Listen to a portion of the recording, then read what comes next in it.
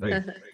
Yes, I think Sanjana and Darpan both are there. Good morning, Darpan. Yes. Yes, good morning, Bhavi sir. Good morning, everyone. Hi, good Hi, morning. good morning. I can see Shafali ma'am, Anjali ma'am, Bide sir. Hello. Hi. Good morning, everyone. Yes. We are privileged to have the past president of IPS, Dr. Bhide. We welcome you, sir. Thank you. Delighted to be here. Hi. Right. Shall we start? It's already Hi. 4 minutes past 11. Yeah, I think we better start. Hello everyone, this is Dr. Sanjana Jaiswal. Am I audible? Yeah, yeah. Yes. So today I will be moderating the session. As we all know that storytelling has long been a great source of communication for all of us. And there are 5 C's to storytelling as most of us know. It is character, context, conflict, climax and closure. And via storytelling, our patients, they can share or articulate their emotions and experiences with all of us, thus helping us in treating them better. So without further ado, let us all begin with today's interesting webinar on storytelling and mental health. It is my honor actually to welcome Dr. Sudhir Bhave sir, who is not only my teacher and guru, but as well as the chairperson of IPS West Zone Zonal Branch. Uh, if sir can shift the slide to Sudhir Bhave sir.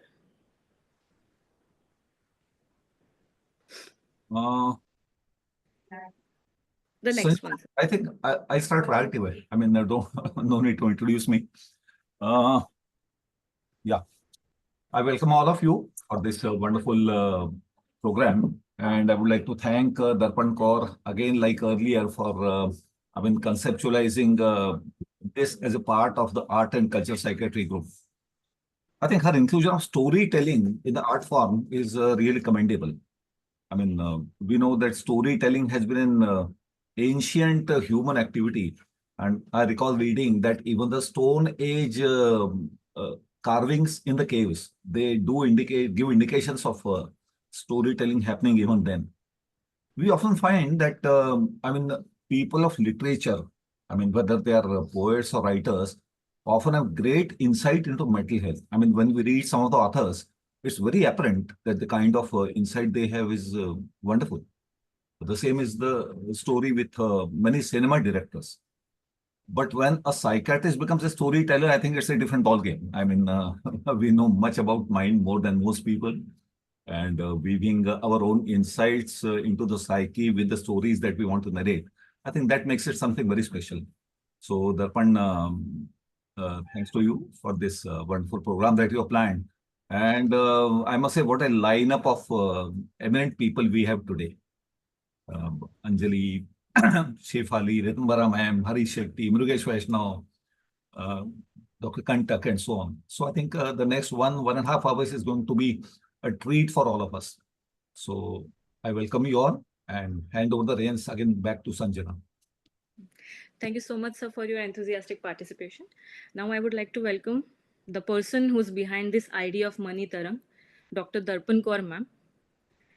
So Dr. Darpan Kaur ma'am is not only a professor of psychiatry in the Department of Psychiatry at MGIMS, Navi Mumbai, but then again along with that, she is the chairperson of Philanthropy and Entrepreneurship, Indian Association of Private Psychiatry. She chairpersons Art and Cultural Subcommittee of IPS West Zone. She's also an editor and associate editor of Global Mental Health and Psychiatry Review. She's a review editor for Frontiers in Psychiatry. She's also an assistant editor in Indian Journal of Private Psychiatry. But along with this, owing to her commendable success in creative section, Darpan Kaur ma'am has been selected as the chairperson for Art and Subcultural Committee. So she has been awarded first prize at Dr. N.N. Vig Memorial Essay Competition at GCBP Mumbai. She has also received first prize in Poetry National Competition, and she has founded the Poets of Psychiatry, a group which has national members, and she has received first prize in Expressive Writing Award as an inspiring blend of creativity and expression at 8th Annual National Symposium of Women's Mental Health.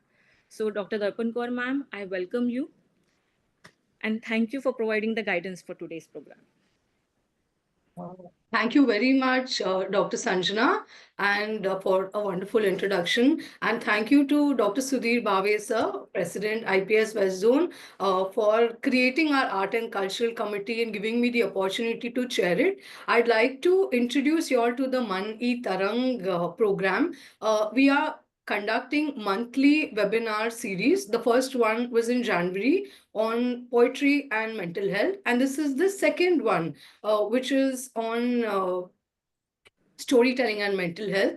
And this is very close to my heart. And I've also conducted a medical education project as part of advanced course in medical education at St. GS Medical College and KM Hospital, NMC Nodal Center on effect of storytelling and poetry on as a TL method on undergraduate medical students and postgraduate residents in psychiatry. So both poetry and storytelling is like quite close to my heart. And I was thinking about how we can bring about psychiatrists across our zone and who are writers or who share stories. And that's how we conceptualize this program. And Dr. Sanjana Jaiswal, who's the moderator for today's program, has played a great role in coordinating this program and preparing this presentation. So thank you, Sanjana, at the outset.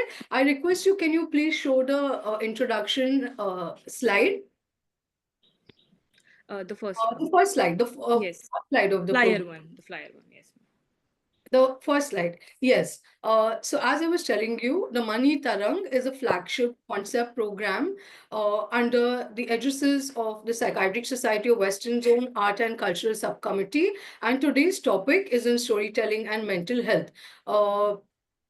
We have three eminent speakers, Dr. Anjali Chhabria, the consultant psychiatrist of Mumbai and an author herself. We have Dr. Ritambra Mehta ma'am, who's the HOD psychiatry at GMC Surat. And we have Dr. Shefali Batra, consultant psychiatric Mumbai, who is an author herself. So such an eminent panel to discuss about storytelling and mental health. And wow, it's so great that our zone has such amazing talent of psychiatrists who are authors as well. And wonderful psychiatrists in their own professional abilities. And we also have, after the speaking storytelling speaker session, we have three eminent psychiatrists who shall be sharing stories relevant to mental health. And Dr. Mukesh Vaishnav, sir, who was supposed to participate in this program, but unfortunately he's down with viral and he has some cough due to which he's unable to join, but he'd sent us his CV and his stories titled On the Silent Struggles of India's Youth, Sex, Love, Guilt and Mental Health in a Changing Society. He's called yesterday evening that he may try to join, but I think if his health is not fine, then we will be beginning with Dr. Hari Shetty, sir. And Dr. Hari Shetty, sir, is another eminent psychiatrist from Mumbai, Maharashtra, India, globally renowned. He is going to be narrating a story on mood to meaning in life. And we have the third psychiatrist, Dr. Veena Kantak, who's also an eminent psychiatrist from Margao, Goa. And she is going to speak on when I started listening to hallucinations in a narrative storytelling format. And the program will be followed by moderation by Sanjana with a Q&A session and vote of thanks by Dr. Alkesh Patil, our convener. So with this, having introduced the topic and introduced the overview of the program, I request Sanjana to please proceed with sharing the first slide of the first speaker, Dr. Anjali Chhabria, ma'am. Yes.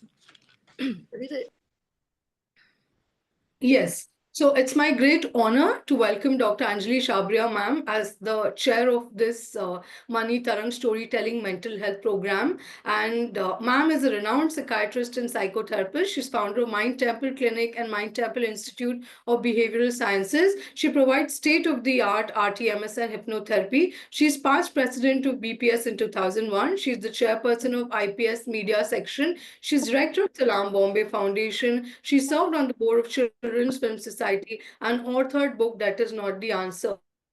And above all, she's a very kind and humanistic psychiatrist who likes to mentor young psychiatrists. I have also received mentoring and training from her, and she's been one of the pioneers in writing in the media. And I remember when I was a student myself, I had read columns way back then written by Dr. Anjali Chabria. So it's an extreme, honor for me to introduce your CV and welcome you to the program. Over to you, Anjali ma'am. Thank you. Thank you so much, Darpan. Thank you for this kind introduction. And I think thank you for introducing this concept, which is actually so important for all of us. I mean, storytelling. When you introduced this topic to me and asked me to join, I was actually thinking psychiatry and storytelling has such a profound connection. Right from the time we listen to people's stories and we try and understand what are they trying to tell us. So the importance of how we listen to the story, to the importance of what is the narrative that the person is trying to tell us. What is the cultural impact? Every culture has a different impact, and how we understand it. When people talk about bhoot pret, when they are telling us, we know how many of our patients think that things are happening to them because of supernatural, and how it is embedded in their culture.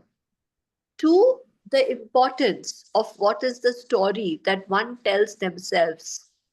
When we are in a therapy session with a patient and they keep repeating the story, to when somebody is telling us a story, what are we trying to think? Why is an objective data so important? Is the person paranoid and repeating the story to think of himself or herself as a victim? Cut two. Even though people have the same story, why is it that they react so differently? We see people coming from small villages of India making it to the top in the world. Their stories are the same as our victims.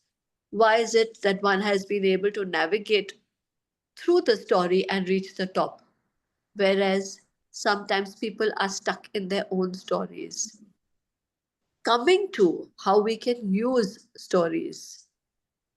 When we are trying to simplify our subject, when we are trying to break the stigmas around our subject, when we are trying to even talk to our own colleagues who still, unfortunately, look at anybody suffering from mental health disorders as psychos, and how we are trying to break through that and tell them that yes, there is a brain, there is a connection, and how two people can react differently to the stories. But I think it's extremely important, and I'm so happy to meet all our friends over here who have been, interested in some form of art, culture, and storytelling. I think this subject is extremely important in different ways, and how we need to take it further. Right from, we started with probably culture, and today we are in the digital world, where again we are seeing that it is how we talk about the stories which get the maximum eyeballs. And that is how we need to move into the future. Today, you can reach anybody in the world if you have a good story to tell. Yes, we've all been trying.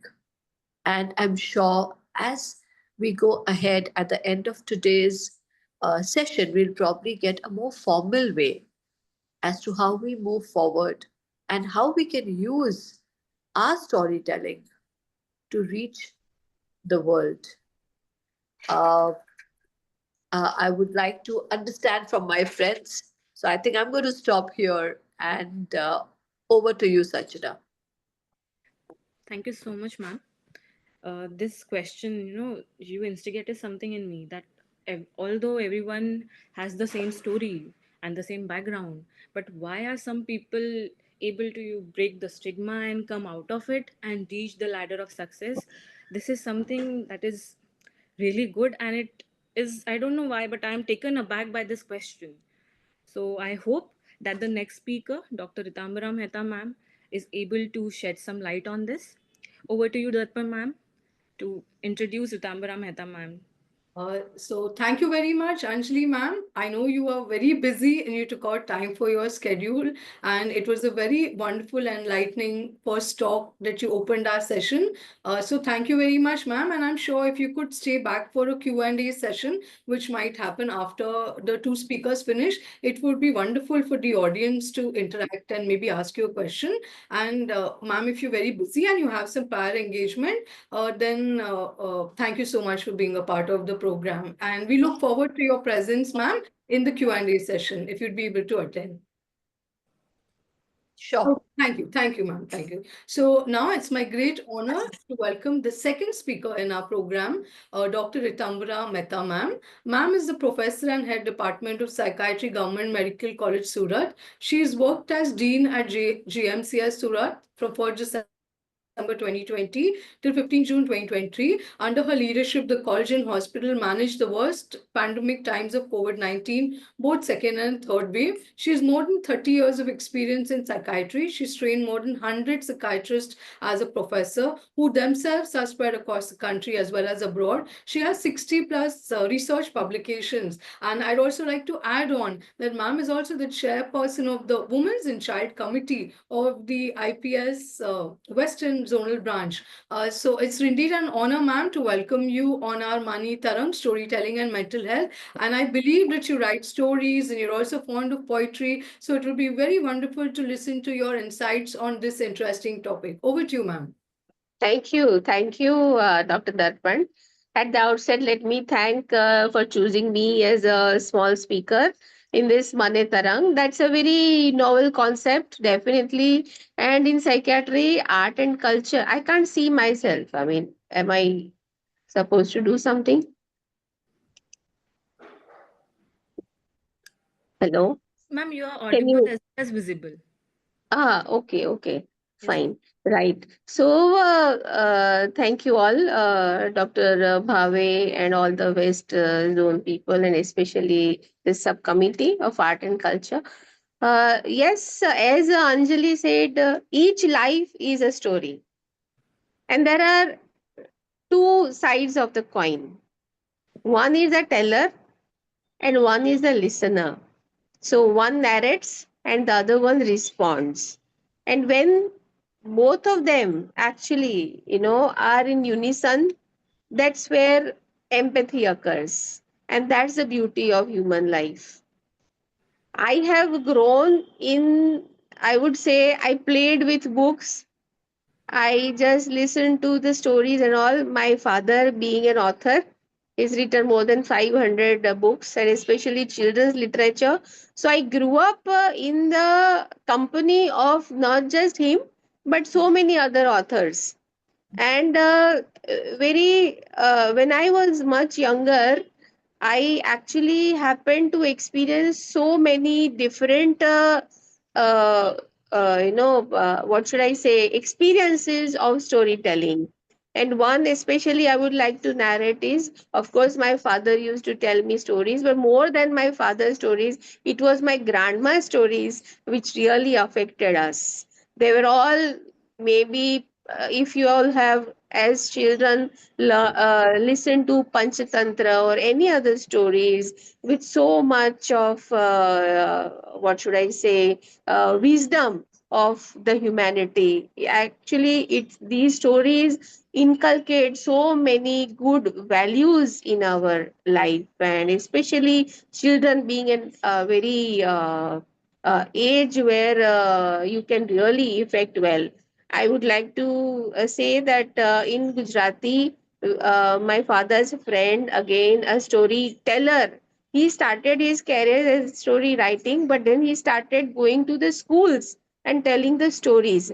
And I also have heard his sessions. and they were really mesmerizing. As children, we just used to listen to him because he just did not use only the sound or the voice, but he also actually was almost acting on these stories. So what I would say is the stories involve all the senses.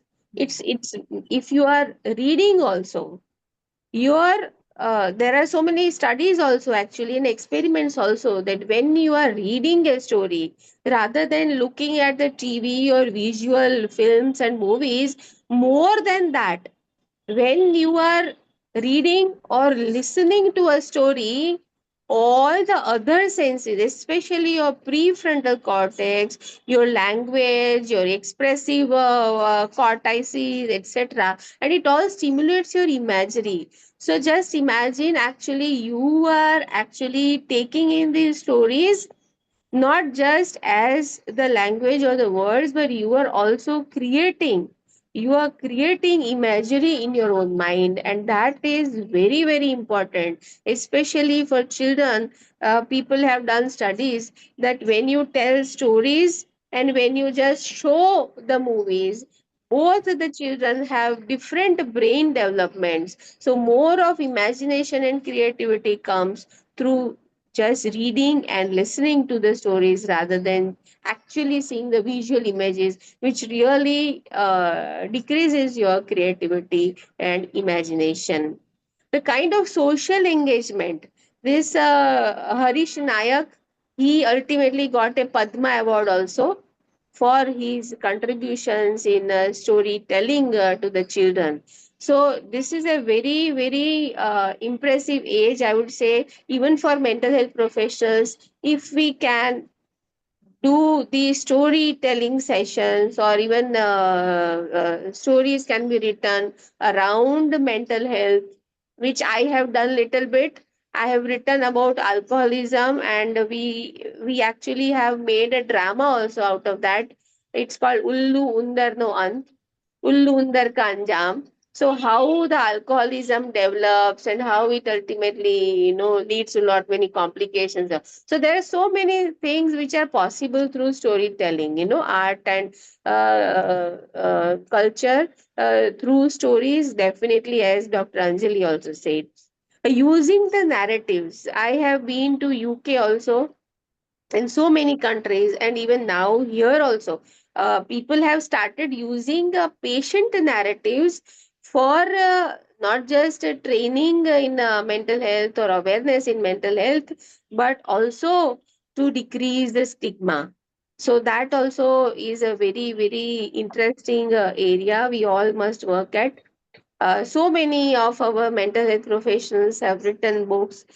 So that is from one side their experience. But what I am actually intrigued about is how the patients themselves, when they suffer from any lived experience of mental illness and they narrate their stories. Now, that is something which we all must have exposure to, even in the trainee phase. I would say I have tried to have some sessions with my postgraduate trainees, and which has really led to really, what should I say, a paradigm shift in the minds of these trainees. So we can use all the stories which are narratives by our patients also, not just the list. And every person who is actually seeking help, every person has a story to tell. It's only we have to give our ears and time to them. uh, all the narratives actually allow people to feel heard. So when a person tells his or her story, they feel that yes, I'm heard. Not just that, their emotions and their thoughts and beliefs are also validated to an extent. Many a times I have worked in the cyclone and other disaster prone areas also, wherein also narratives help normalize experiences. Like it's not only me, many others also go through that. even in the group sessions also, when a person tells his experience, it really helps normalize experience for the others also. Not just that, the person who is telling the story or the narrating his own experiences actually gets more accurate ideas and visions and understandings and awareness of his or her own emotions also. So it's both ways. The listener definitely has to respond, and the narrator actually also gets a lot of benefit from narrations. The stories go a long way. And ultimately, when I use stories even in some therapeutic sessions also. So, and there are many books also. Uh, Probably, I don't know whether you all have the collection. I'll later on share. I have not shared any things here as a presentation, but so many in our culture, in Arabian culture, in Eastern culture, Japan and China. So there's so many actually books on how these stories are used as a psychotherapeutic engagements. You know, so not just for the children, for the adults also, the stories help a lot, and they really are very helpful. Uh, People have done some studies, and I was intrigued by that. Hassan et al. Did that study with fMRI, and what they found is that they actually were telling the stories, and there was a narrator and a listener. So they saw that their MRI and the brain activity was very divergent. But on the points when they saw that both the brains had synchronicity, that's when actually, you know, there was an understanding between the two. So when the narrator's story was emotionally understood or impacted on the listener, the both the brains actually synchronized. What a wonderful way to, you know, show the empathy, you know, on scientific way. So there's a lot more research also we can do on all this, and it requires not many efforts, but so much from me. Over to you. Thank you so much, ma'am, for sharing your warm memories regarding how your grandmother used to share stories with you, and also the importance of being a good listener in the act of storytelling. I would now ask Dr. Darpan ma'am to please introduce our next speaker, Dr. Shefali Batra ma'am. So as a chair, thank you very much, Ritambara ma'am, and you provided great valuable insights into very novel aspects of storytelling, how it can link to PG training, research, and how it can have its impact on the community as well. So thank you very much for your valuable points, ma'am. And after all the three speakers speak, Sanjana will conduct a brief Q&A with the audience. So now it's my extreme honor to welcome my colleague and senior, Dr. Shefali Batra. She's a psychiatrist and CBT expert and a captivating storyteller. She conducts corporate and school workshops, TED Talks, as well as her recent book. She's an acclaimed author on Why Do I Feel So Sad? She says are inspired by her stories. And she's the founder of Mindframes, an initiative focused on bringing psychological wellness to the common man through diverse mediums like consultation, blogs, books, videos, online courses, and more. She heads wellness at a 300-employee company called Dynamic. It's a 3,000 employee company, actually. Where she takes wellness to the workplace. She also consults with mental health startups to enhance the user experience in mental health apps. So it's a great honor to welcome you, Dr. Shefali Batra, and over to you for your session. Thank you. Thanks, Darpan. Sorry, I have a little cat stuff happening. I have 3 cats in my room at the moment. Okay, so it's just so nice to, of course, have heard from Dr. Anjali and, you know, Dr. Ritambra's views. And adding on to that, I think every time, like I deal with a lot of personality disorders and, people who are not willing to open up because they don't even think that something is wrong with them. So the way I open the discussion is, hey, just, they say, doc, I don't know what to talk to you. So I say, hey, just tell me the story of your life. And then it starts out from childhood. It's just an excellent way, because the moment you say, hey, just tell me the story of your life, they start going on with childhood, and then you realize just through a brief description and recognition of how they were in school, what kind of friendships, what the relationship with parents were. And there we have the family history, social history, educational history, everything coming in such an informal way. And yet in our mind, we're getting the entire structure. So another thing that the concept of stories is, as Dr. Thambra also mentioned, the destigmatization, that I am not talking to someone who wants to know my history. The moment we use the word history in a hospital setting, it's so different versus, hey, I just went and discussed the story of my life with somebody and she understood it. So that is one excellent way of building a rapport. And then coming to the therapy aspect,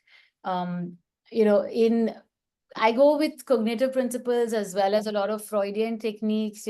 Through cognitive discussion, I use symbolism a lot. So gaining from Freud the aspect of symbolism in a person's life and in a person's life experiences.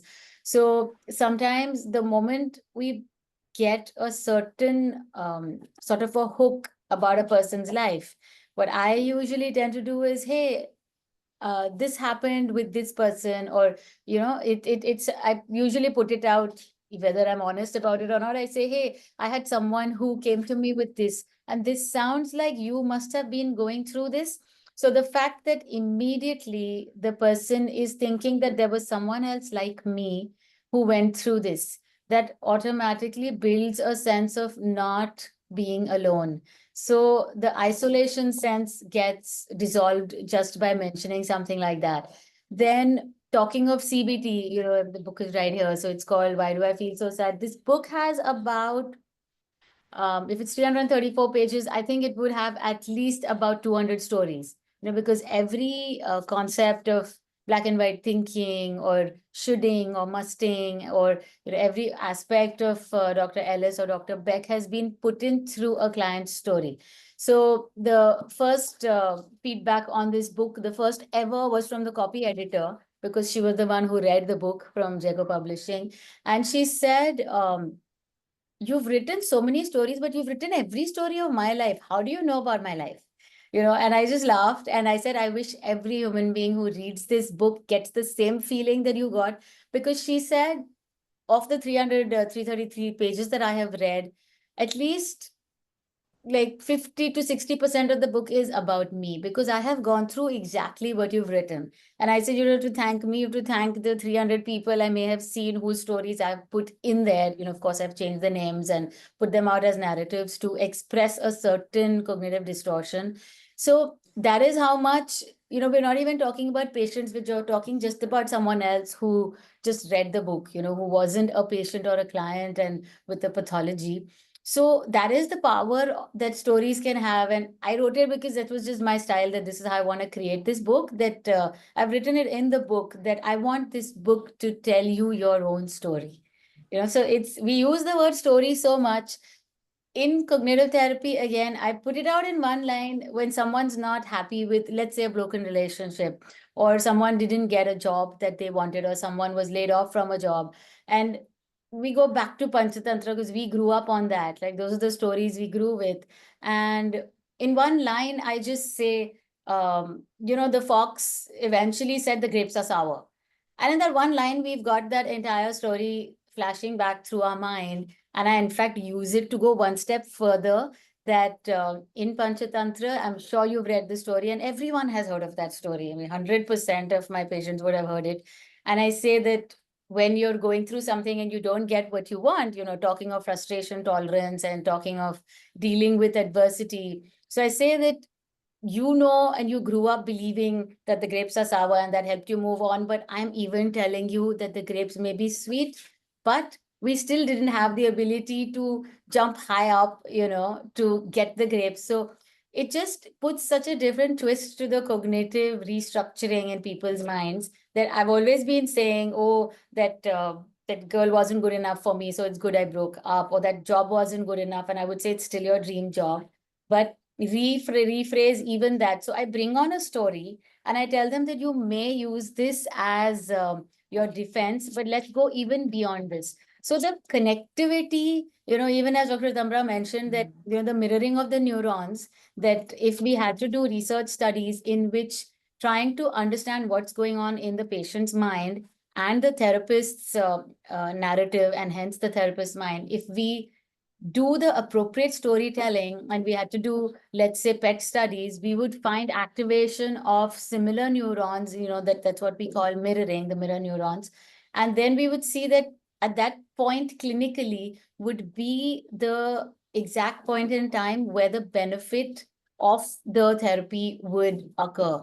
So it's the things we say, how we say them, the form in which we give our narrative to someone who is coming to us to, just offer themselves to us in that sense and heal me. So at that point in time, empathy and that connectivity comes maximally, I feel, through stories. So, how today the world of TED Talks are nothing but stories. You give one example after the other. Likewise, we can use storytelling in so many different formats. For example, if, I do conduct these small sized groups, let's say a bunch of borderlines or a bunch of people with depression or as well as psychosis. So each one is actually, we call it a support group in a way, but each one is actually telling their stories and others are learning from their stories. And the first time I did this little group, which is barely 7 people, we called it a group therapy session. It was online and everyone said, oh my God, there are so many people like me. I just don't feel so alone anymore. So there are so many connections that we establish just through a single narration of a story. So I think we need to use it more in a course format, in books, in our talks, in therapy, in rapport building. I think all of this would make the whole therapeutic experience very, very much more profound than sometimes which, just like you just give a lecture, it's boring, even for a professor. And when you say a story, it just becomes so interesting. So I think even as professionals, we can't be boring with our clients and patients. So let's start using more stories, more narratives. And sometimes it's even funny. So people, like, I've been told that, doctor, you're really funny. I'm like, I didn't realize that, because most of my friends think I'm a little boring because all I talk is work. But when people see meaning in it, I think they absorb it better. And that's what our task is, to make a difference in these lives. I think stories are a big, big tool to assist that. Thank you so much, ma'am. As a young psychiatrist who's new to this psychiatry, because I'm passed out 1 year ago, this idea that, for patients who are guarded or clients who are guarded, this question that, okay, just share your life story. It is an immense starting point and initiating point in the discussion, as well as your insight regarding, stories. They give you a sense of security that you are not alone. It helps clients and our patients more. So thank you so much, ma'am, for the insights. Over to you, Darpan, ma'am. Thank you very much, Dr. Shefali. And it's been wonderful listening to your insights, especially on the therapeutic aspects and the uniqueness of how each patient comes with their story and how we have to be mindful and respectful of every individual sharing their experience with us, and how storytelling can be also used via diverse therapeutic as well as psychoeducative platforms. So it's a very inspiring and insightful talk by all the 3 speakers.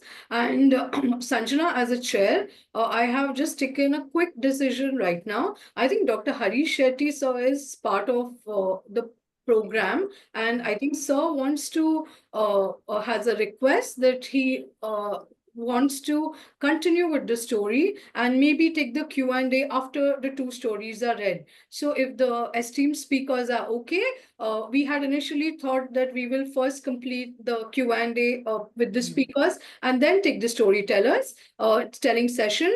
But I think that with the time running short and other speakers also lined up, I will request Sanjana to please highlight Harish Shetty sir's CV. We'll welcome and take his story and the next story session and conduct a joint Q&A at the end. Yes, just showed a slide of Dr. Mukesh sir. I just introduced that to Mukesh Vaishnav sir's slide. Yes.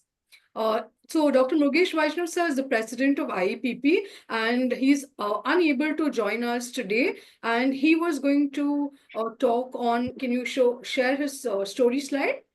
Yes, ma'am. Next slide.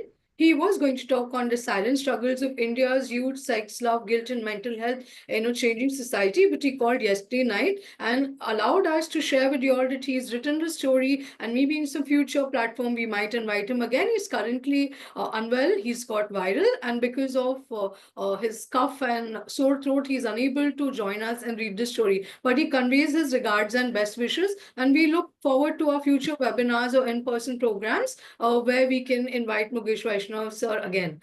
So going to the next speaker, we welcome Dr. Harish Shetty sir.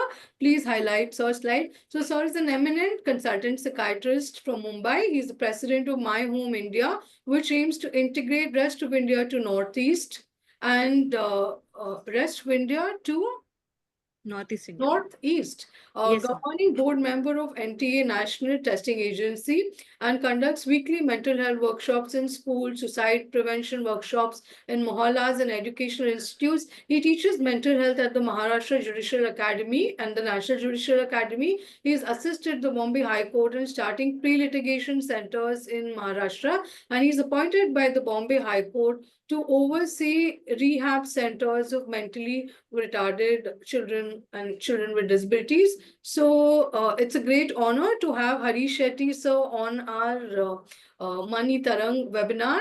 And over to the next slide where we can read the story title. So sir shall be narrating a story in this storytelling and mental health webinar of Money Tarang on Mood to Meaning in Life by Dr. Harish Shetty. Over to you, sir. We welcome you. Thank you. Can you remove the slide? It's not important. Sir. Yeah. Thank you. Let me start by saying Sanjana does not appear to have passed 1 year ago. She's very reflective and is moderating the session beautifully with personal reflections. Thank you so much. Darpan, always an offbeat psychiatrist and thinks laterally. And what a lovely psychiatrist she is and has taken a path to explore art, poetry, and literature. Thank you, Anjali, for that lovely inauguration. And you spoke a paragraph, but it is equal to 10 books. And if you look at every line what she spoke, it embodies the experience she has had. Thank you, the next speaker, 30 years experience, and your father was also a great writer. Thank you for all that beautiful things you mentioned and the play which you have written. Very, very nice. And of course, CBT and other things were issues which were highlighted by the last speaker. And tell us the story of life. And that is also very beautiful by Dr. Shefali Batra. Thank you. Let me start by saying Steve Jobs said once that the most powerful human being on the earth is a storyteller. And I would request each one of you to read his views on storytelling. At the same time, I would say each one of us is a born storyteller. We do not discover it in a lifetime. Education spoils the entire beauty of storytelling. Each teacher is a natural animator and a storyteller. But again, education makes her structured, though God is the champion of diversity and man is the champion of structure. Well, somebody said long ago that life is full of stories. Problems are stories going wrong, and counseling is repair of the stories. So let me start this story on mood to meaning in life. He sat in front of me with his head tucked between his two arms. In protest, I felt, with his mother adjacent to him. And she was embarrassed, surprised, and shocked that this boy is not looking at me. She apologized profusely and said that I do not know how many bruises I've had, how many locks of hair I've lost, but this boy, 14, who looked well, assaulted me, and he's been assaulting me for the last 1.5 years. I understood at that point of time that this little boy has been brought by force, promised a trip around the mall, but brought suddenly in front of a psychiatrist he never knew, he never wanted to know, and never liked to know. As I sat in front of him, I apologized on behalf of his mother, and he slowly lifted his head partially and nodded at me, looked with his half-shut eyes at my face, not with a smile. And I apologized again. I said, it's not your fault. I apologize on behalf of your mother for bringing you in front of me without a warning, without anything. He looked up again and said, she put me in a dungeon and there was noise all around. I had something on my ears and I was told I'm doing MRI brain. I walked out of it. I ran away from the center, chased by the ward boy and brought back to the mother. I don't know why she's doing all this. I don't know why she's doing all this. She took me to somebody who asked me to write stories with pictures of animals in front of it. I refused.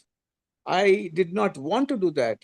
I would write my own story based on how I feel, but somebody has to ask me the same with respect. And he stopped. And as he stopped, I looked at him, puzzled, confused, lost, and trained in the entire philosophy and narrative of DSM-4R, where my senior resident would carry it in his right arm as a Bible and make us mug it left to right, top to down, and tell us, give me 5 symptoms, give me 3 symptoms. That went through my head. I was not trained for this at all. The mother apologized to me for his so-called perceptive misbehavior. I said, nothing wrong. And I said one line, which I've learned from all successful practitioners. Hey, you're a wonderful child. I need to listen more to you. But that day I did not have time. And I said, will you come again? He said, never. I said, only once. And he went back. He came back a little better dressed. Instead of the chappals, he wore a sports shoe.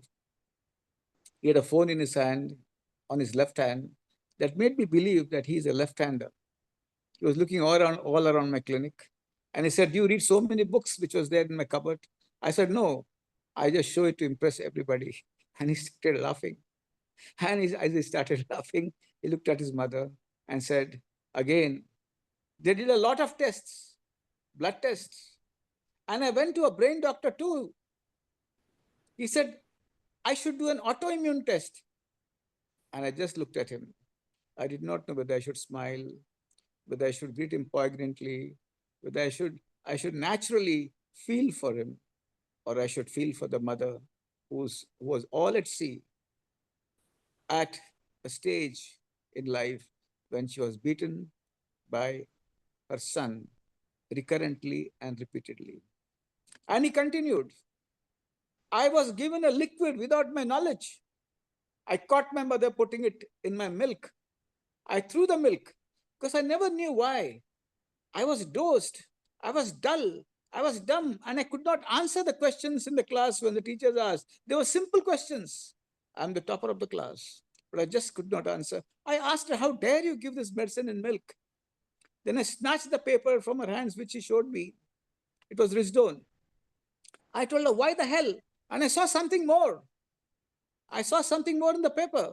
I saw a tablet Inspiral, which I'm supposed to take once in the morning. And I worried and I recalled that my tea in the morning, my milk in the morning has some foul taste. And I believed immediately that this mother was doing something different. I never knew why I had nausea in the afternoon. I never knew why I had headache in the afternoon. I never knew why I could not sleep at night. I never knew why I felt so restless. I looked at him, and this time, the second meeting, I leaned forward as taught to me by some of my friends who are much better than me, who are much older than me, and were much more experienced than me. Lean forward, look at him intently, intensely. Empathy is not natural all the time. As Professor Srinivas Murthy once told me, when he had gone to see the victims of the Laturu earthquake, and he told me, Harish, you will not feel for them because it's not your mother who died, it's not your father who died. You'll not feel for them as much as they feel for their own parents. But sometimes you have to pretend that you have empathy. I learned later from my own experience that empathy is selective. Empathy is not the same in all situations. It depends upon the echo in your heart, the echo in your mind, the echo in your soul. Who's the person across?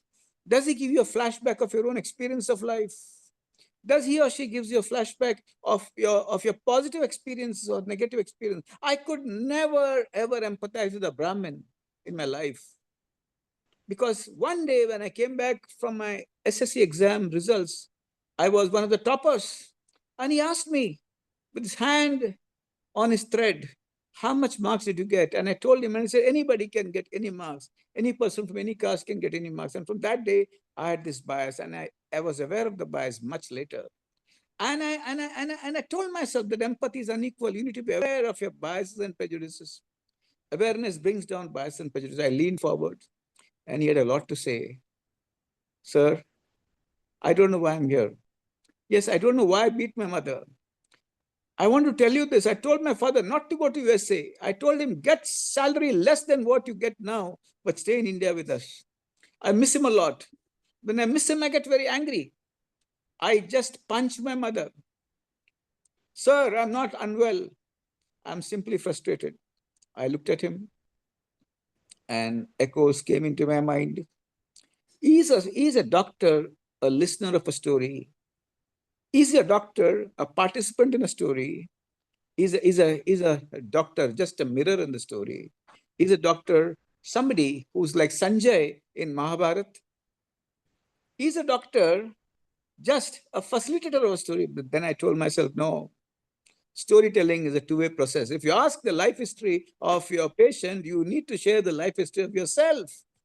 Though self-disclosure has some rules. Whose need it is? Is it my need or is it the need of the situation?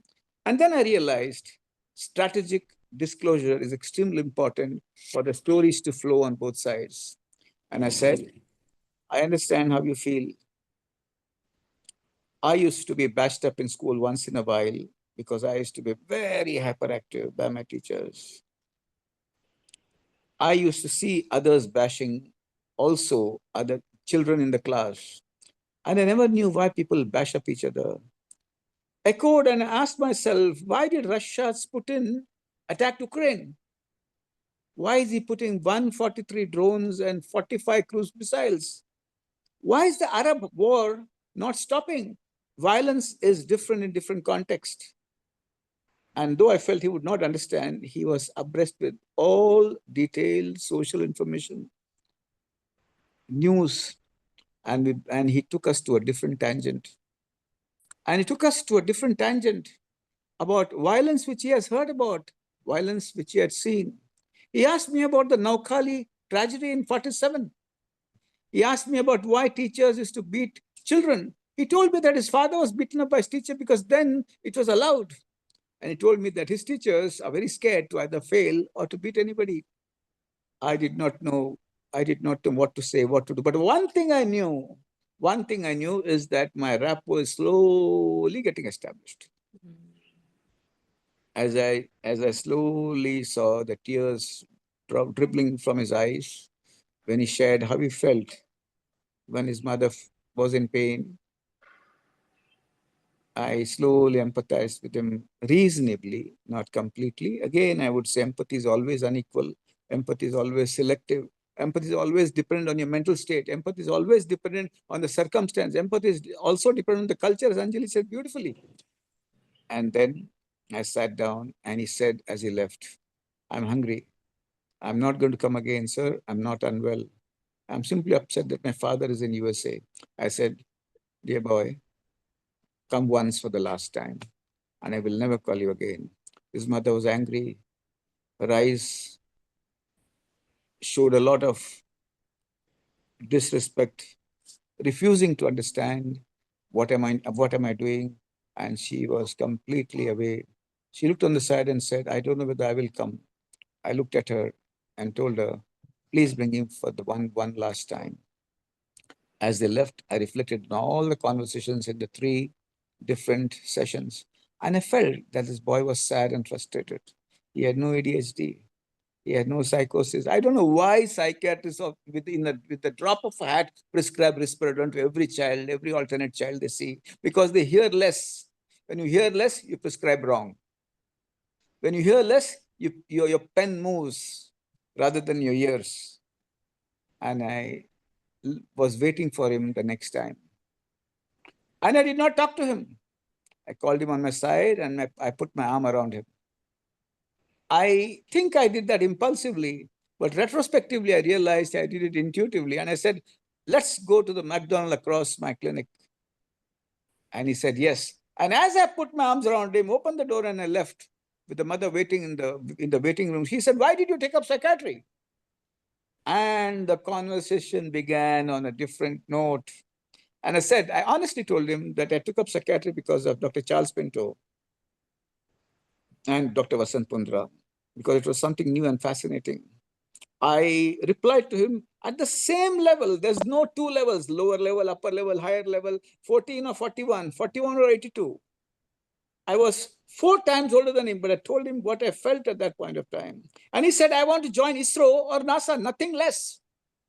And then when I went inside the McDonald's, he ordered something which he liked. I ordered something which I liked and we were munching. And he went on talking, I want to go to ISRO or I want to go to NASA. I won the Homi Bhabha science context. I love science. I love to do those experiments. I don't know what I'm doing in the school. I'm very bored in the school, but I need to do all this. There's one science teacher who helps me reach out to these experiments.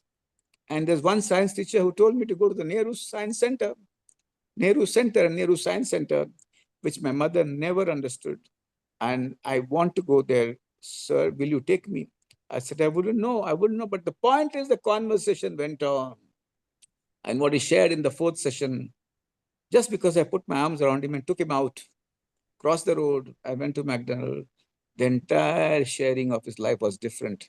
Somewhere I realized I touched a button, which I should have touched long ago. Somewhere I realized that we are still far away from understanding the different recesses of the brain, the different canvases in the brain and different pits in the brain, which store stories, not of your own lifetime, but of the collective unconscious.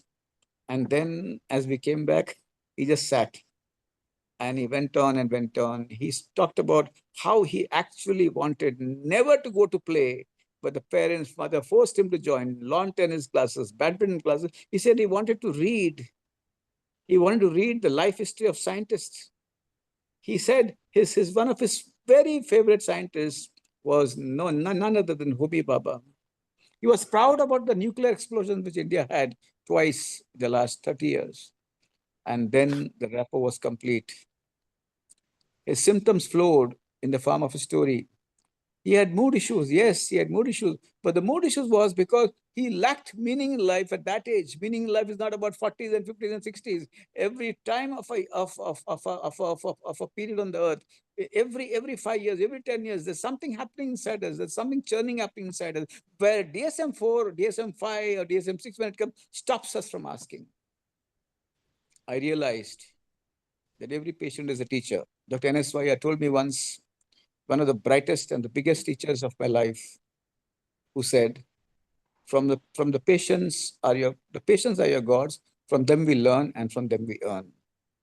And I think what is so important about our work, I tell all young psychiatrists who want to be psychiatrists, young interns who want to be others, want to join other disciplines. When you join other disciplines, you repair organs, but when you become a psychologist or a psychiatrist, you transform lives. And with this, I would say, very important to understand. I learned it very late in life that patients awaken you. It is not when you smile at a patient, he's healed, but when the patient smiles back at you, you're also healed. And awakening of the patient, which happens in our own self, is not awakening of information. It's not awakening of knowledge, but awakening of insights. I think storytelling, as each one of you beautifully described. Kathy, was that Kathy? Who was that? The third speaker? Shefali. Dr. Shefali. Shefali. No. Second speaker. Shefali, I know very well. Ritambra, Dr. Ritambra, ma'am. Ah, Ritambra Mehta. Yeah. She's grown up so big now, professor, etc. I think what they all emphasized from Anjali onwards and from our boss onwards, the psychiatrist who has a bigger right brain than the left brain, who's staring at me now. What I realized is that in psychiatry, training can't be between lines. Training has to be, whether you're talking about receptors, whether you're speaking about life, whether you're speaking about symptoms. A great teacher is a great animator and a beautiful storyteller who awakens all the six senses. I would say six, because the five senses are the senses we know, and the six is the senses of the unconscious self. And with that, I stop. Thank you. Thank you so much, sir. The story was insightful. For me, when you told that the boy came with the mother and the mother was embarrassed, most of the time when patients they visit you, you don't think about all the embarrassment or all the issues that they have emotionally. All you do think about is the diagnosis and how you are supposed to treat them. So this insight that you need to go beyond DSM or ICD and think more on different lines, it has opened up a new insight in me. And thank you so much for giving that, sir. Another thing that I learned from you is that empathy, it is unequal, it is selective, and you have to pretend it. Because not every time you can empathize, and I have struggled with that because you just cannot empathize with what they are going through. So thank you so much, sir, for giving this insight. Over to you, Darpan ma'am. So thank you very much, Hari Shetty, sir. I'm very grateful to you that you very humbly accepted my invitation to be part of this program.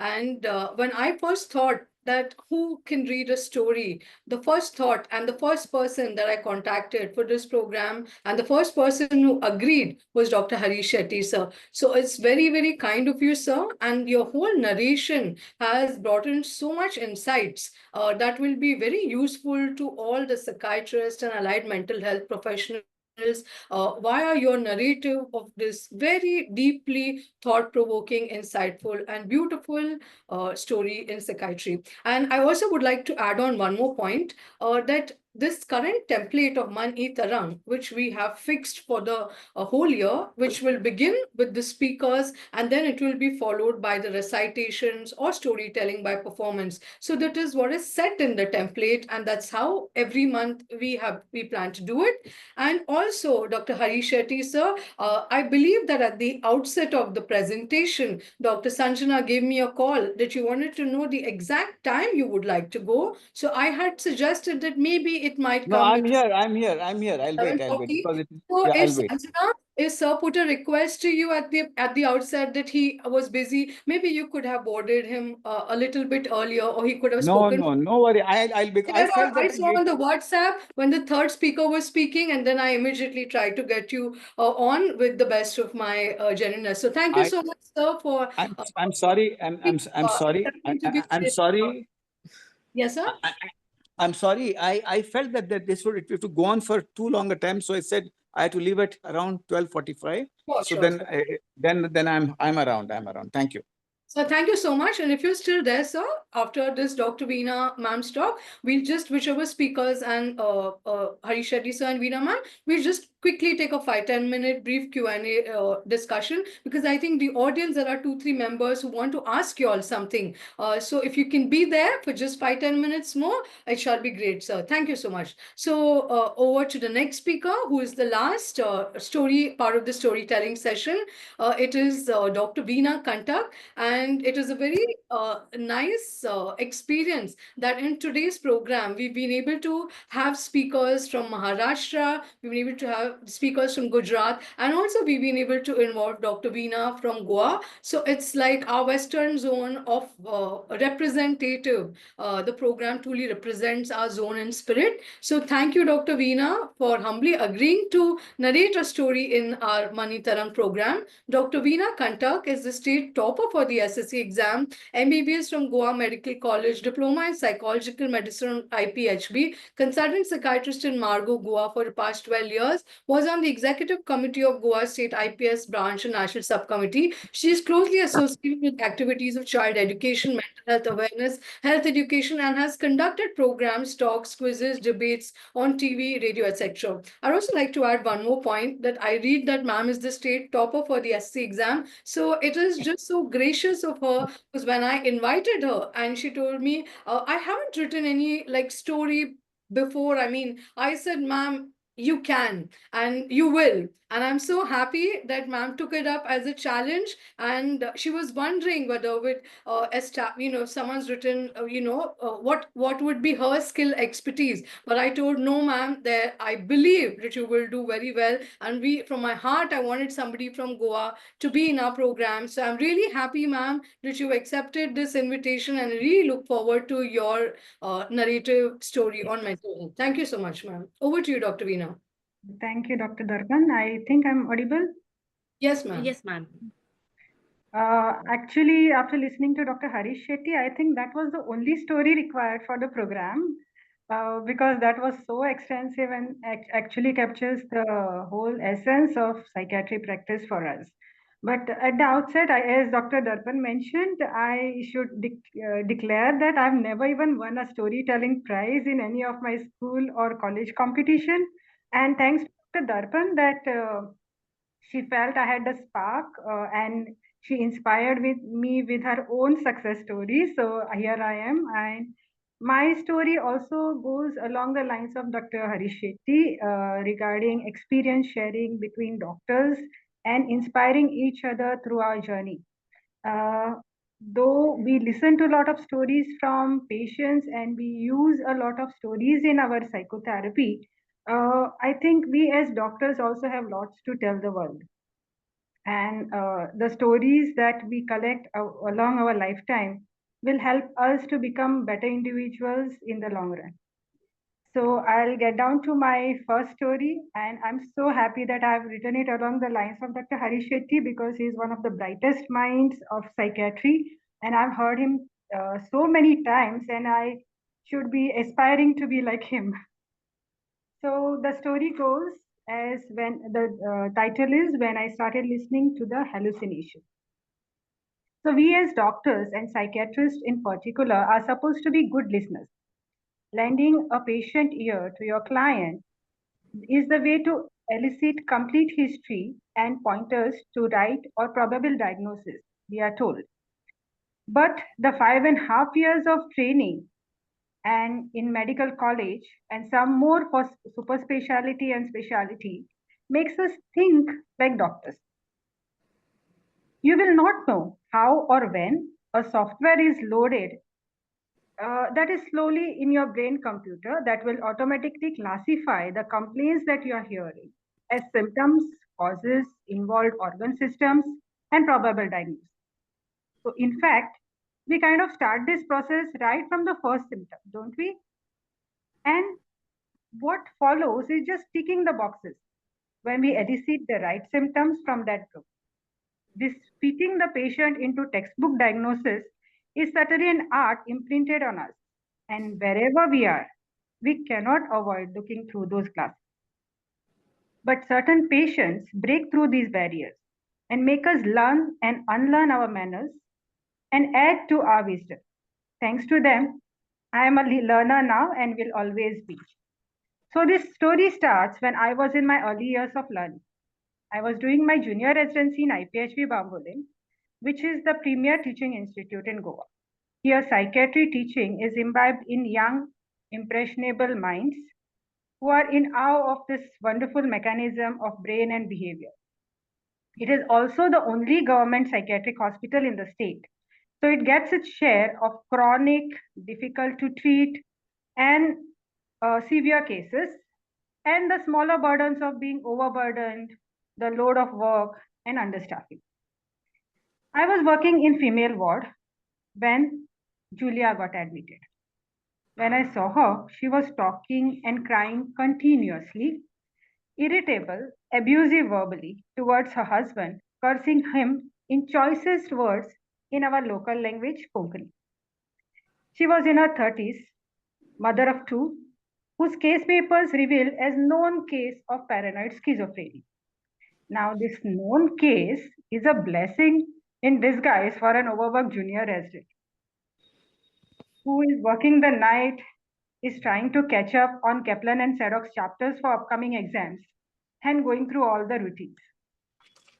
I went through the drill of noting her symptoms, which were all there. Irregular medications and follow-ups, was maintaining well till 4-5 days back, hearing voices of God and talking back to them, neglecting daily activities, abusive, irritable, all textbook type.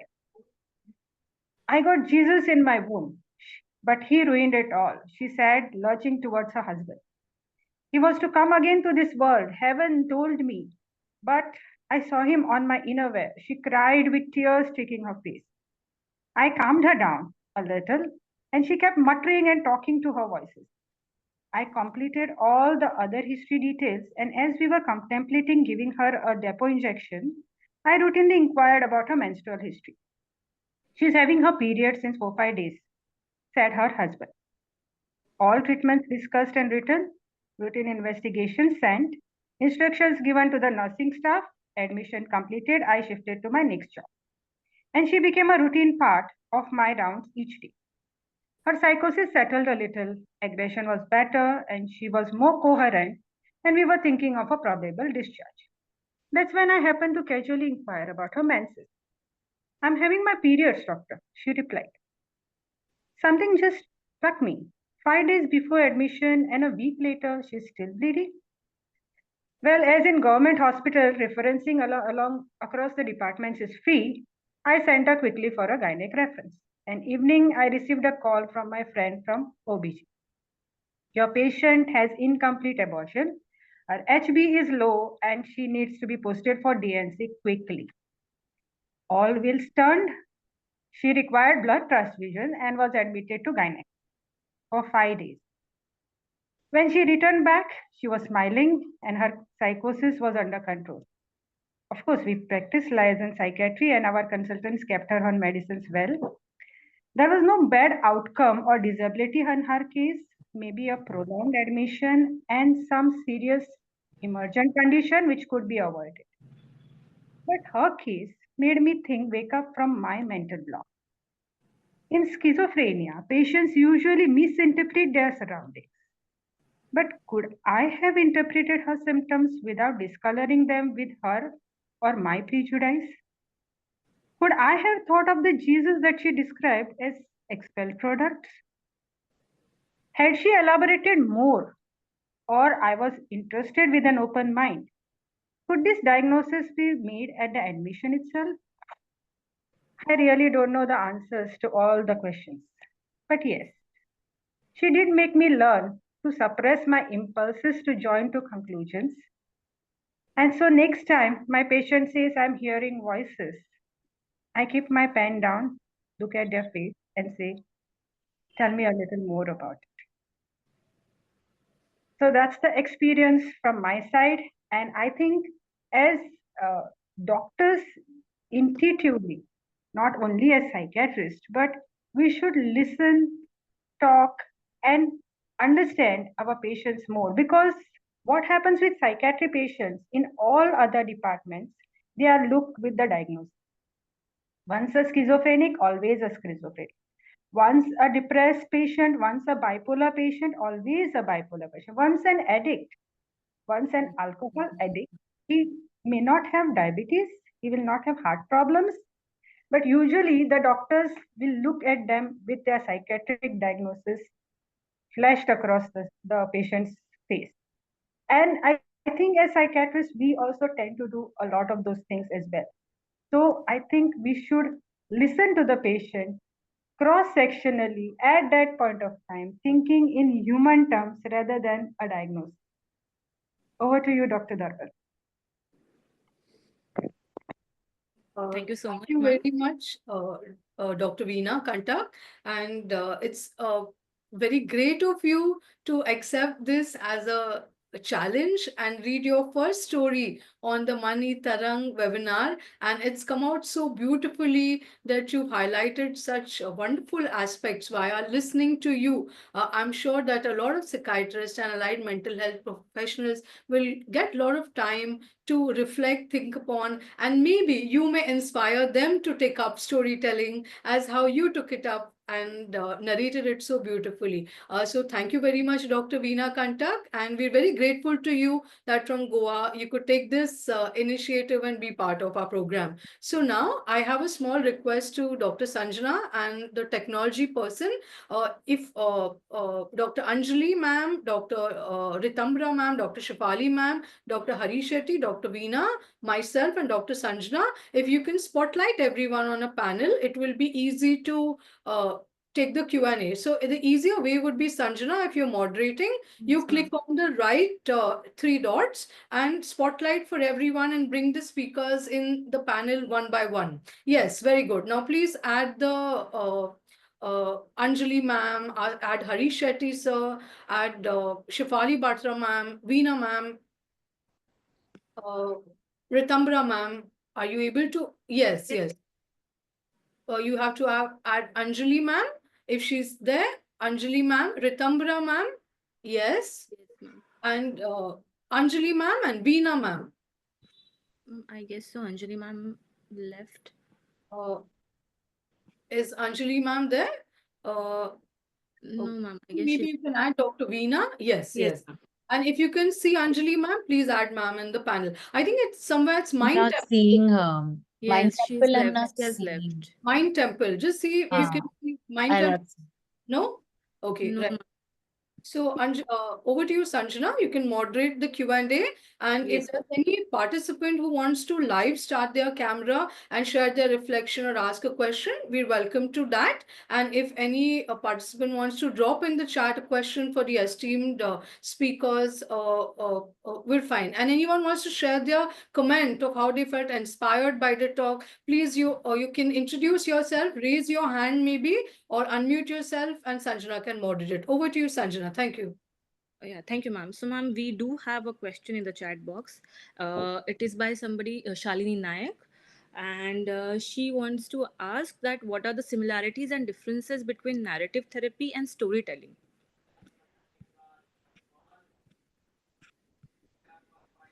We request the esteemed speakers if anyone would like to address this question. So I think it's more like, if I may, Yes.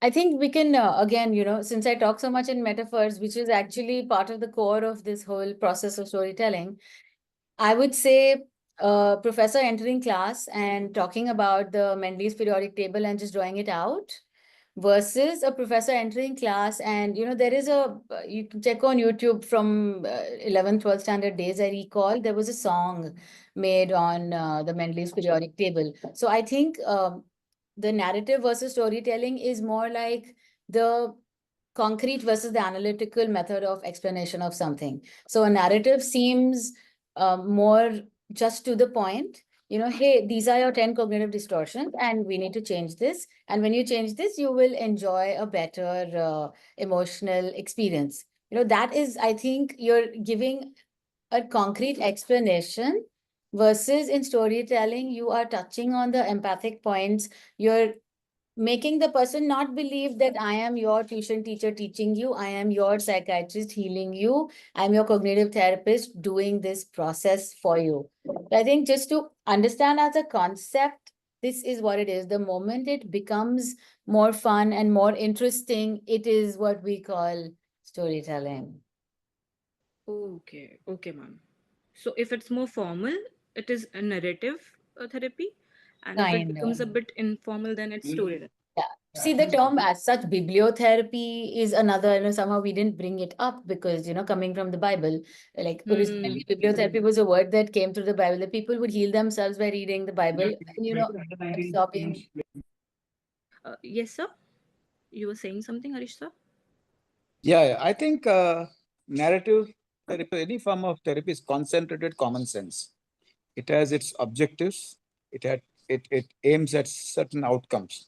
Whereas when you share stories, it's not very fuzzy, but within the fuzziness of the story are insights, and with the insights are outcomes which probably are not approached to becoming. It is just something which happens. But intuition is also logical subconscious analysis, which happens much faster than what you think it is.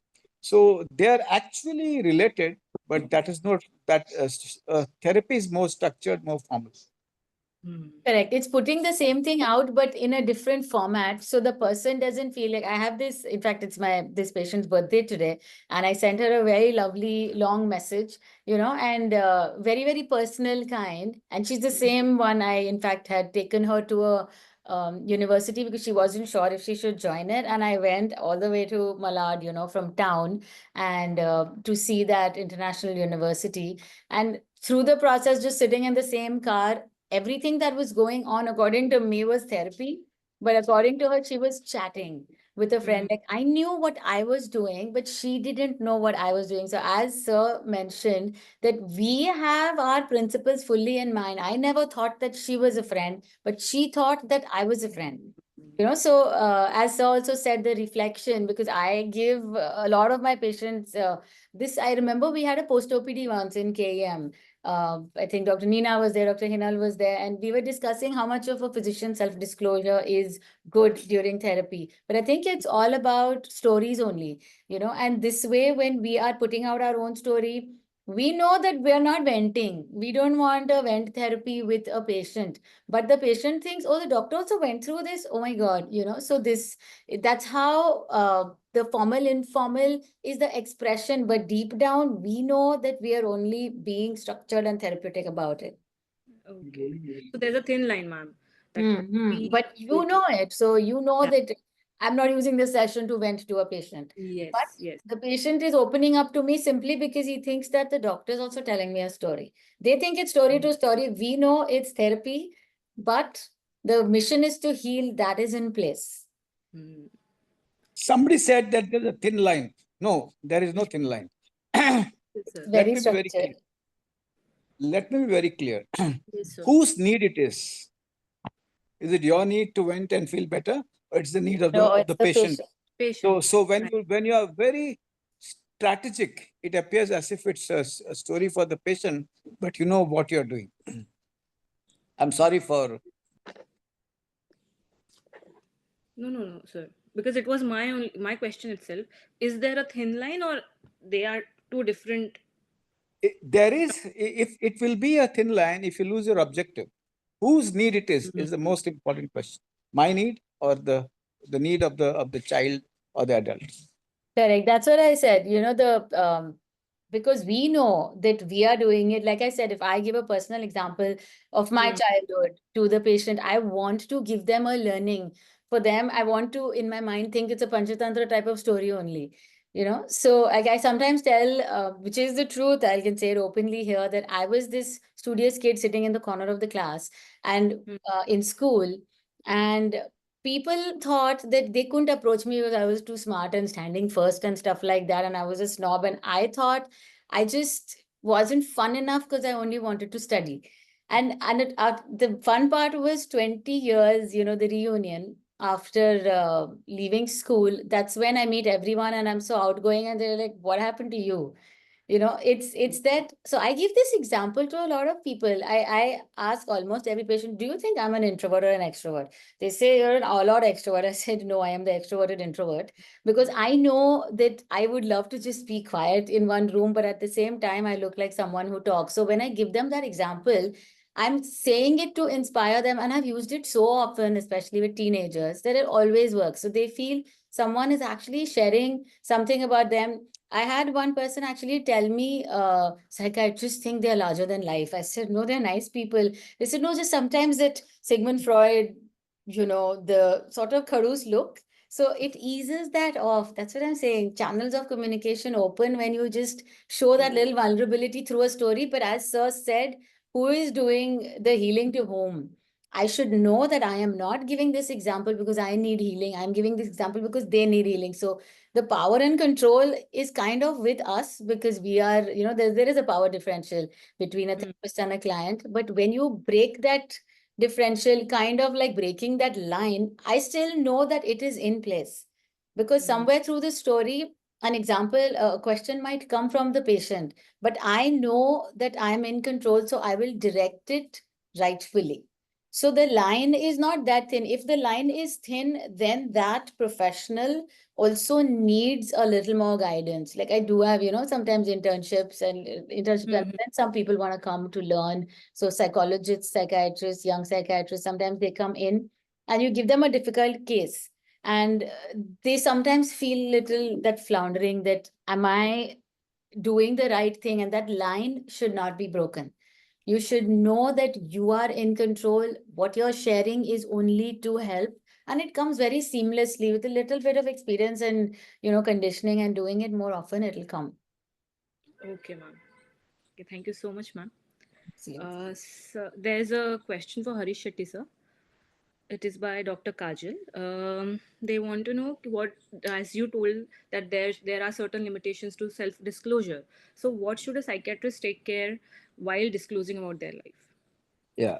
First of all, are you comfortable with the disclosure? Second is it age appropriate?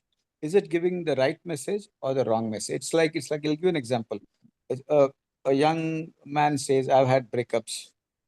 Suddenly you echo. There's always an echo effect of a sentence, and in that echo you think that you also have had a breakup, but the story of the breakup at that point of time is not appropriate to the situation, and it does not give a right message.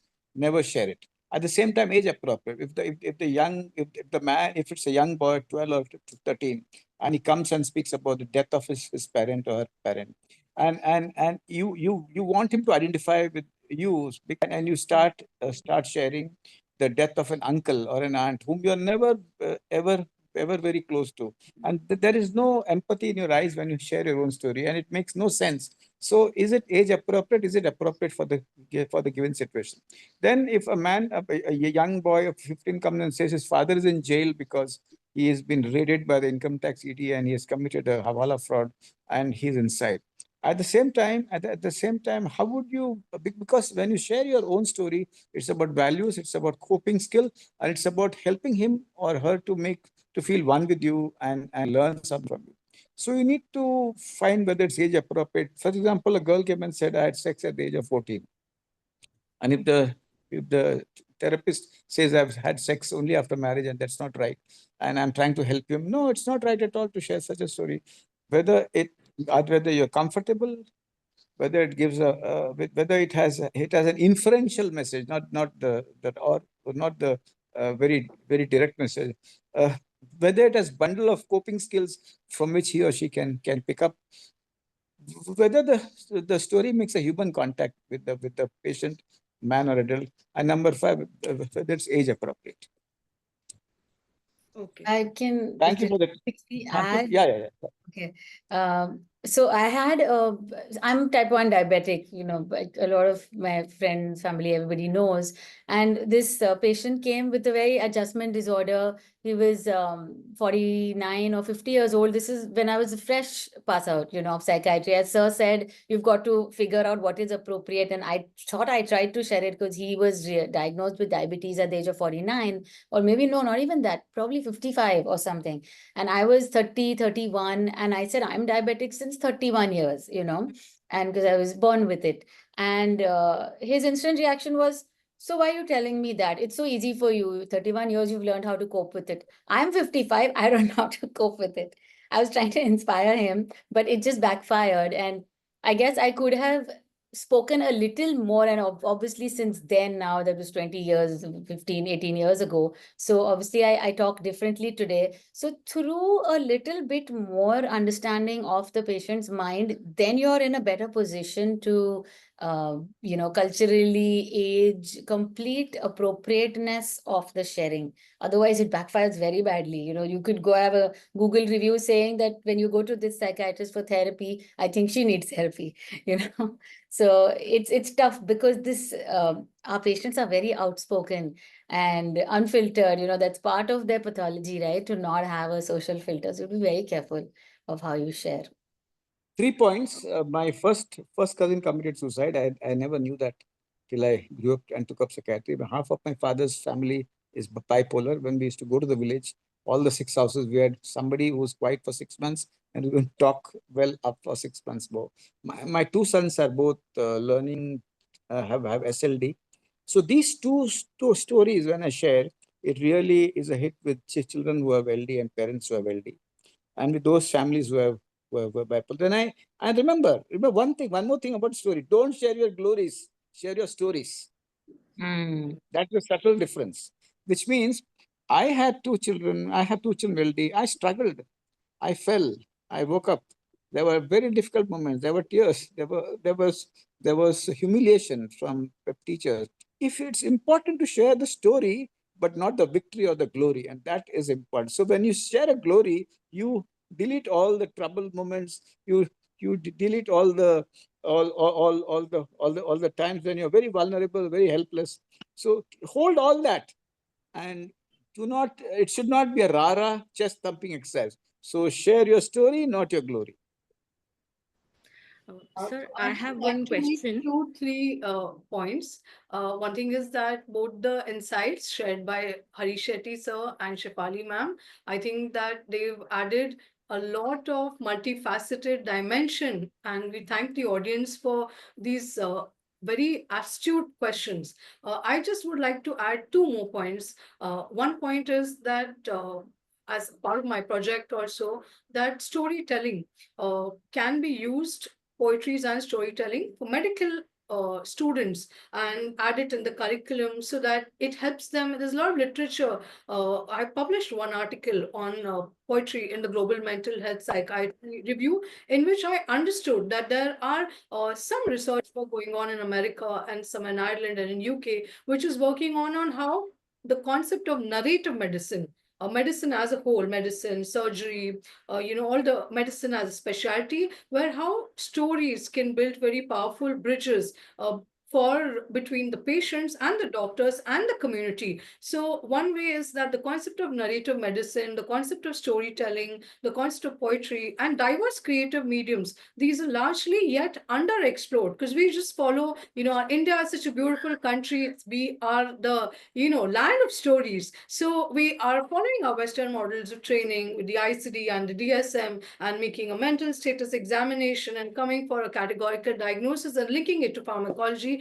But there is a lot of scope for this area of creative mediums to intersect with mental health, and how it can add on to healing the patients, and especially all the psychiatrists here who do psychotherapy themselves. As Dr. Hari Shetty also mentioned, the power of listening. So we listen not only with our ears, but with our soul. And his dimension of the sixth sense is a wonderful, inspiring thought to take, that the more we don't look at a diagnosis, We have to look at the patient with the mental health problems and psychiatric disorders and see how the patient's narrative is also their own unique story. And it's a sacrosanct story that they share with us. So within our frameworks of ethical and regulations, that we can use these mediums mindful of our frameworks and see and if we share a patient's story, maybe it should follow the relevant informed consent and guidelines. And if the patient shares their story, we have to also see at what level their psychiatric disorder is and what is the mental health problem. So the discussion goes on to see how we can even link our higher aspects to see how to build it up in future. And one more thing as the chair, I want to announce to all the speakers present here that we are going to conduct one in-person program in Mumbai this year, where we will also be including storytelling as a session. And we'd like all of you to be a part of the in-person program planned in Mumbai. And we also, towards the end of the year, plan to come out with one book on poetries and stories. So we invite you all to also contribute your stories or just a coffee table book where we want to print the ideas and get it out from the Art and Culture Subcommittee of the IPS zone. And in the audience, we'll put an announcement. If the audience, anyone would like to, contribute a story or share their ideas, we would like to publish it in the book in future. So these are my thoughts about it. Over to you, Sanjana. And I think if Ritambra ma'am and Veena ma'am would like to make a quick comment, or if anyone from the audience wants to share their perspective on video or how they benefited from this program, we're welcome to that as well. Anyone from the audience is interested to put their reflections or their comment? Would they like to unmute themselves? Okay, so if there's nobody from the audience, we like Ritambra ma'am and Veena ma'am if they want to contribute one reflective point or comment. And with that, then we close the session. I think a lot is discussed so far, and Dr. Harish Shetty, thank you for your style of narrative, which was actually great. And definitely, Dr. Shefali, she has a lot of experience that she has shared and all that. And I would say that, I mean, yes, I mean, stories are all around. Our literature also is full of so many stories, and even mental health problems are also quite depicted well by the authors. So I think as mental health professionals, if we collect these short stories, maybe even novels. I remember very well so many stories written on dissociative identity disorders and all kinds of mental health problems and all that. So, as far as teaching is concerned, maybe sometimes movies and stories like and novels like this can be used as a platform to teach our trainees, and that can go a long way.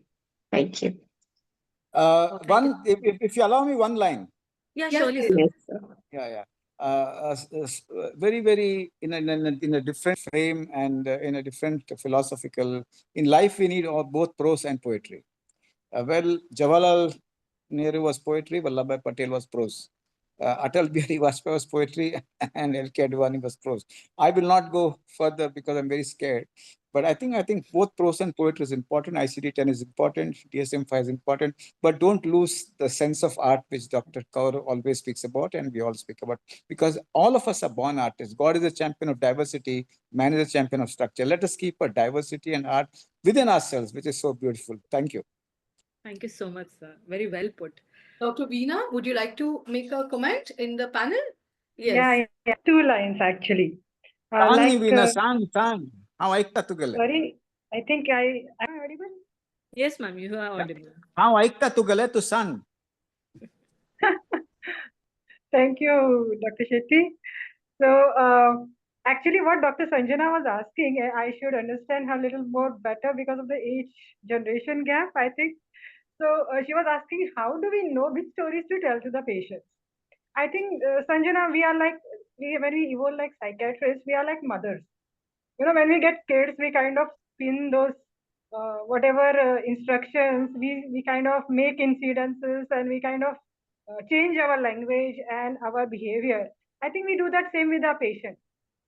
As patients come, we kind of shift from the theoretical, point-wise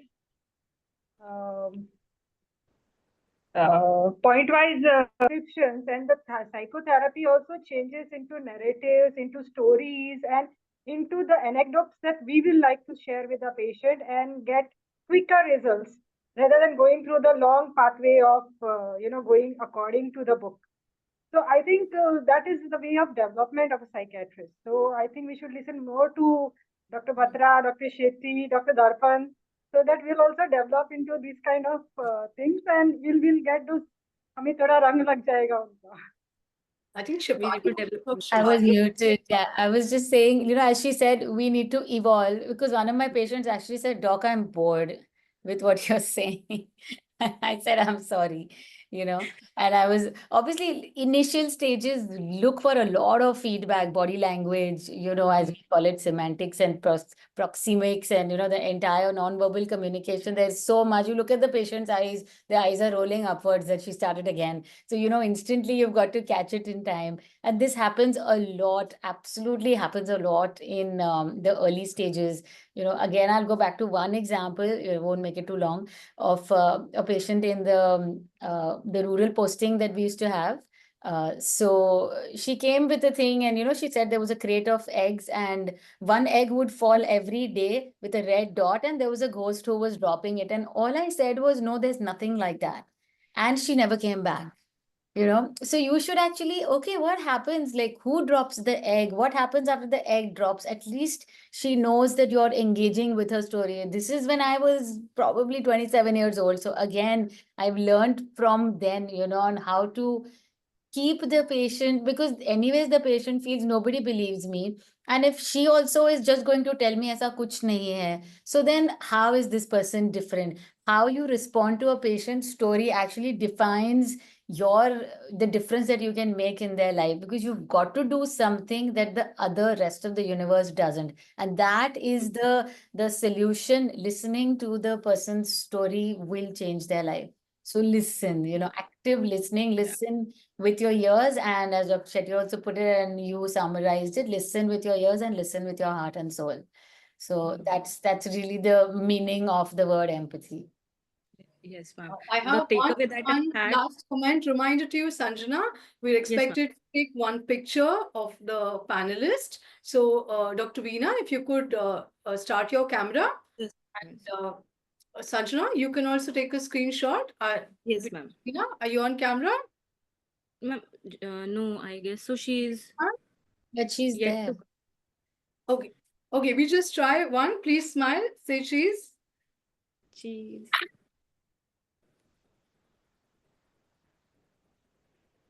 Dr. Veena, is she going to join? Okay, one You can more. always Photoshop and put the photo there. Yes. So, ma'am, once again, if we can. Yes. Yes. Once again. Yes, ma'am. Over to you, Sanjana. And it's been Yeah. as a chairperson, I'd like to close this session. And it's been very, very wonderful. And before Sanjana proceeds to her comments of moderation to close and the vote of thanks, I would just like to thank all the speakers who have agreed to my invitation and been a part of this program. Dr. Anjali, Dr. Shefali, Dr. Harish Shetty, Dr. Ritambra ma'am, Dr. Veena and Dr. Mukesh sir. I'm also thankful to Bhave sir as the president who's come in to give his welcome, and to Dr. Alkesh who's agreed to be a convener to vote of thanks. But above all, I want to thank Dr. Sanjana Jaiswal before she proceeds to her formal vote of thanks, that she has played a great role in the successful in the success of this program, Sanjana. And we clap hands for you for your great moderation. You're a young psychiatrist, and we all together wish you a lot of success. And I just want to say that Republic Day was just over, and I want to say that it's Mera Bharat Mahan. We've had such wonderful psychiatrists, such wonderful speakers give such valuable insights that we together have to also think of how we can develop our contributions to psychiatry via diverse and creative and inspiring ways. So thank you so much, and over to you, Sanjana. Thank you.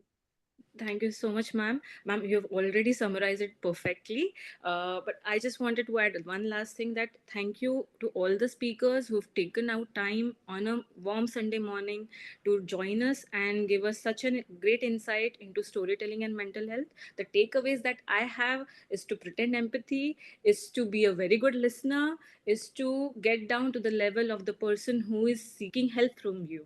So thank you so much, Ritambara Mehta ma'am, Dr. Shefali Batra ma'am, Dr. Anjali Chabria ma'am, Dr. Harish Shetty sir, Dr. Veena Kantak ma'am, for being such esteemed guests and making this a great success. Thank you all. Sanjana, is Dr. Alkesh going to propose his formal vote of thanks? No, ma'am. He won't be able to make it. He's actually traveling. Would you like to give the vote of thanks to the office bearers? Okay. Okay, I would like to thank the Honorable President, Dr. Sudhir Bhave sir, and our Secretary, Dr. Abhijit sir, on the IPS West Zone office bearers. I'd also like to thank our committee members, the advisors, Dr. Mulmule, myself as the chairperson of the Art and Cultural Committee. We also have Dr. Alkesh Patil as the convener. We have Dr. Sanjana, who is a member of our committee. We also have Dr. Lisa from Goa as a member of our committee, and Dr. Nissar, who is a member of our committee. And Sanjana, we also have Amol as our IPS EC coordinator for the IPS West Zone committee. So we thank all our